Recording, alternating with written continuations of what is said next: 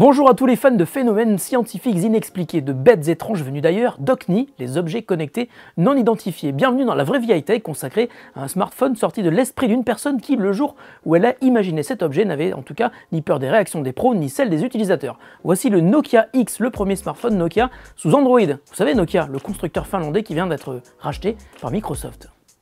Précédé par la rumeur courant depuis de nombreux mois, Nokia a dévoilé ses premiers smartphones sous Android au Mobile World Congress de Barcelone en février. L'arrivée de Android sur Nokia pose de nombreuses questions, dont la première est évidemment pourquoi.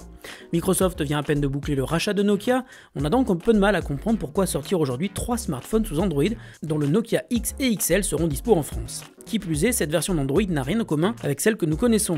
Elle est adaptée et modifiée par Nokia qui souhaite rappeler l'univers Windows Phone, mais sur un OS libre et gratuit.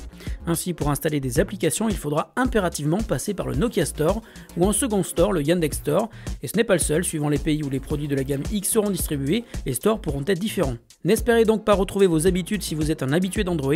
Ici, nous avons droit à une surcouche peu familière dont l'ergonomie est complètement inédite. À partir de l'écran d'accueil, on swipe vers la droite pour afficher le menu principal, puis vers le bas pour accéder aux applications.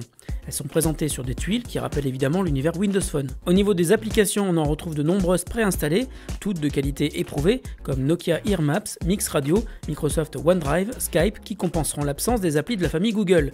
En revanche, le Nokia X n'est pas un foudre de guerre, oubliez les jeux en 3D, ce n'est clairement pas l'appareil pour cela. Au fur et à mesure de notre prise en main, on découvre les détails qui font la différence entre un smartphone d'entrée de gamme et un smartphone à 500 €.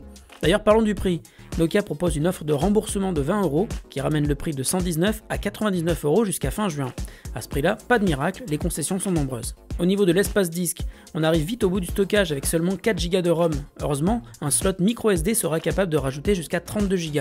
Pour la partie photo et vidéo, oubliez aussi le savoir-faire de Nokia sur le X. Ici, vous aurez droit au strict minimum, à savoir un seul appareil photo de 3 mégapixels à l'arrière qui délivre des clichés de qualité très moyenne, mais n'oublions pas que pour moins de 100 €, nous avons aussi un smartphone 3G, capable d'exécuter de nombreuses applications, des jeux et d'accéder aux réseaux sociaux sans problème.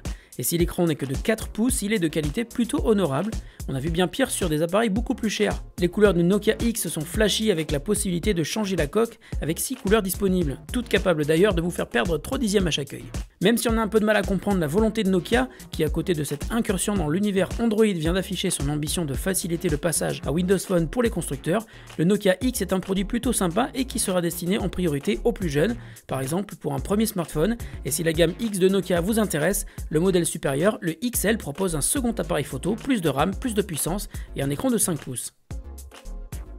Le Nokia X est un smartphone atypique, on doute fort qu'il aura un successeur étant donné la situation actuelle.